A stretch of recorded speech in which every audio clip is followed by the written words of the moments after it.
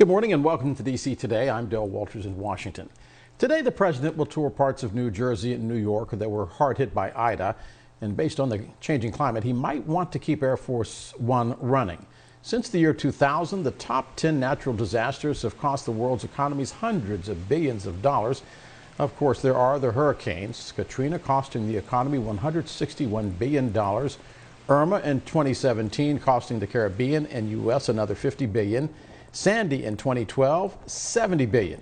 Maria in 2017, $90 billion. Puerto Rico still rebuilding. Harvey also in 2017, $125 billion in damages to Texas and Louisiana. And those numbers don't include the earthquakes and tsunami in Fukushima, Japan that cost $305 billion. Consider this number, 368,000 homes destroyed, or the drought in 2012, $30 billion. Which brings us to Ida. This year, and we are only halfway through the normal hurricane season, experts warning nothing is normal these days. Ida battering the Gulf, costing hundreds of thousands, still without power right now. The devastation stretching from Louisiana up to New York. President Biden traveling to the South just last week to see it firsthand, but today the focus will be on the North.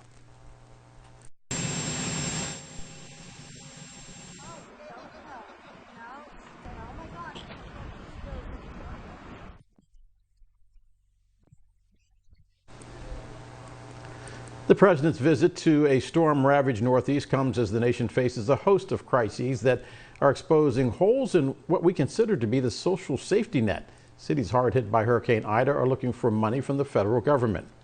It also comes as millions of Americans are losing their unemployment benefits and are on the brink of eviction. To break it all down now, some of the brightest minds in politics, our Democratic strategist Terron Sims, Princeton University's Professor Wright, and journalist and GW Professor Jesse Holland. I see I've got all of you. So many Americans right now are in need of either aid or losing aid. So Jesse, what does the federal government have to do to protect the less fortunate during a time of a pandemic? Well, it seems like we should know already what we should be doing because we've gone through this several times now, just in my lifetime. It doesn't seem like nothing new is happening. It's saying the same story over. So we need to take the experiences we've had in the past and apply them to what's going to happen in the future. Right now, several potential hurricanes are swirling in the Gulf Coast. We should take the experiences we had with Hurricane Ida and be ready for when they hit the Gulf or the East Coast. Dr. Wright, as you know, they say the Nile ain't a river in Egypt. In this case, denial in Washington means that an entire half of the political spectrum here in the nation's capital ignoring the issue of climate change. With that being the case, that $3.5 trillion reconciliation bill, which would expand the social safety net, is on the table, but Republicans are saying no, and it's not just one or two, it's all Republicans. And it's one Democrat, Joe Manchin, who is still saying the price tag is too large. And so if this is going to pass, it has to get closer to Manchin's ideal point. But I actually think we're in a time now where Republicans cannot ignore climate change because it's in everyone's face. Their constituents are suffering and dealing with it.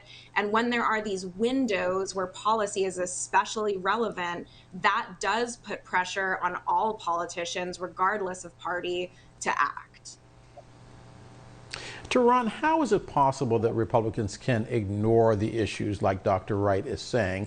Because they affect all of us. There was an article in the Washington Post just last week that said 1 in 3 Americans have been affected in some way, shape, or form by climate change. It can either be a hurricane, it can be forest fires out west, it can be the crippling heat that we have all suffered through this summer. So how can you ignore the fact that climate change is real and the fact that we now have to deal with it one way or the other?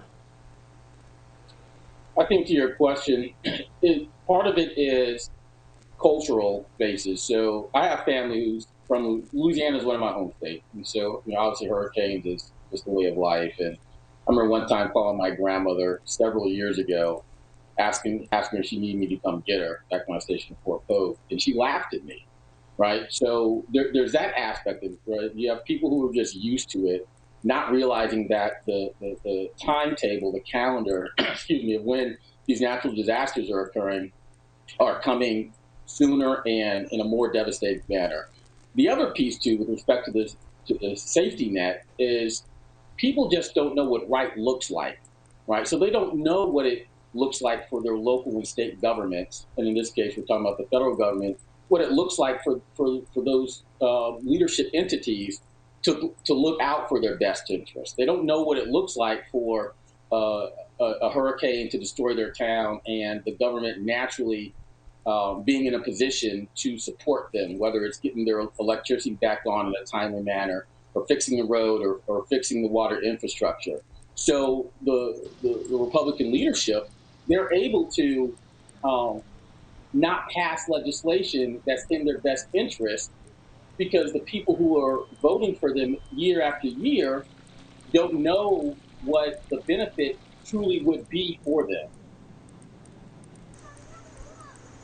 So, Jesse, I'll ask you the same question. How is it possible that an entire half of the political spectrum can ignore what you're seeing on your screen? I brought it up last week, but John Kennedy, the senator from Louisiana, has been noticeably absent. Ted Cruz, during the winter storm in Texas, was visibly absent because he went to Cancun. They not only are ignoring what's happening on the ground, they're invisible. And they are able to get away with being ignored on the ground or being invisible because their constituents, the people who keep sending them back to their offices over and over, believe that this is the way things should be until their own personal property is affected.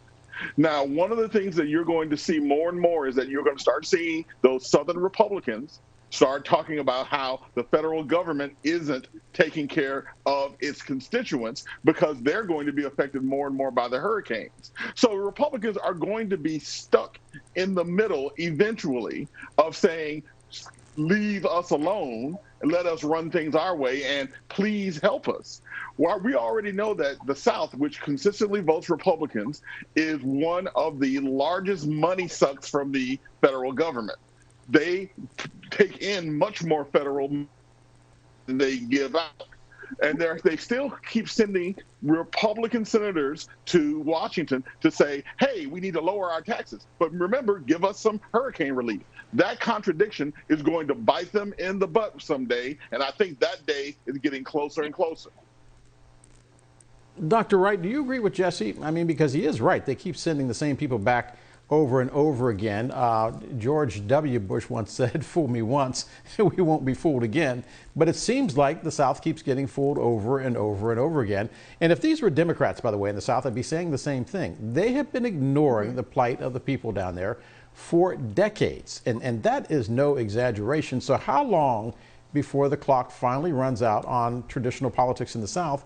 Because what were the issues that they were pushing last week?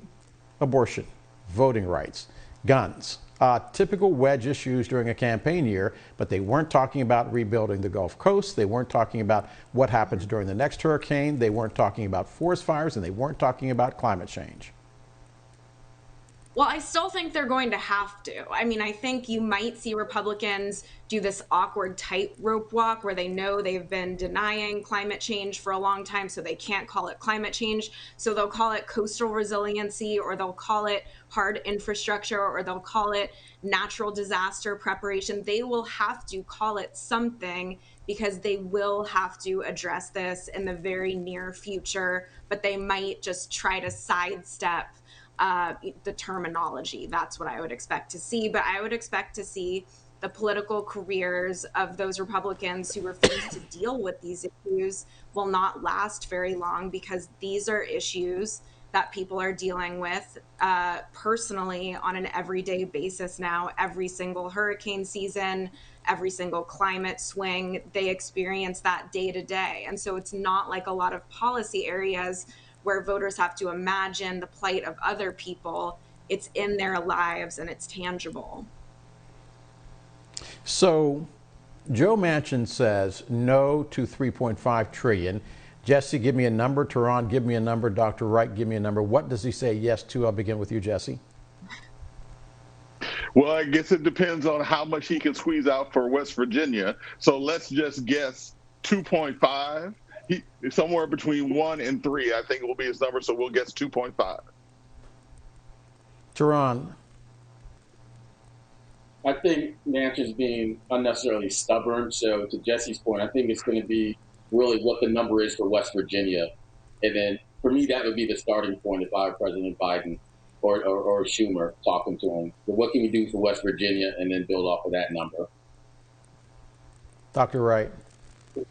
It might be 3.4 or 3.5. I think Manchin knows he's going to vote for this, but he's just trying to be able to sell it to his conservative constituents who outnumber Democrats in that state by a 3-to-1 margin. And so he might come out and say, you know what, yes, it's a big price tag, but I checked with everyone and it's mostly paid for, and this is what we're going to get out of it. So maybe he'll slightly move the needle on the price tag, but I don't think a whole lot, to be honest. I'm from West Virginia, Dr. Wright. Before we go, can you define for me what a conservative in West Virginia is? I mean, you're talking about one of the poorest states in the union, and you're talking about people that need the social safety net more than any other state in the union, saying, we don't want the federal government to spend this money. Tell me why that makes sense. Mm-hmm.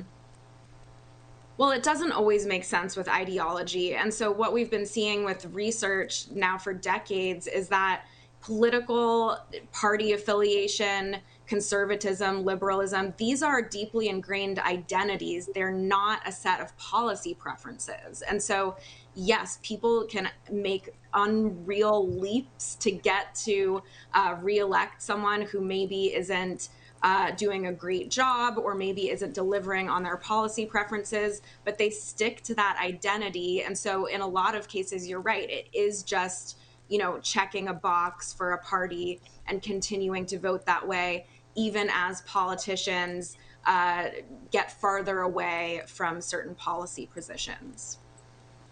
So it's like being a Steelers fan, Jesse, versus your Washington football club.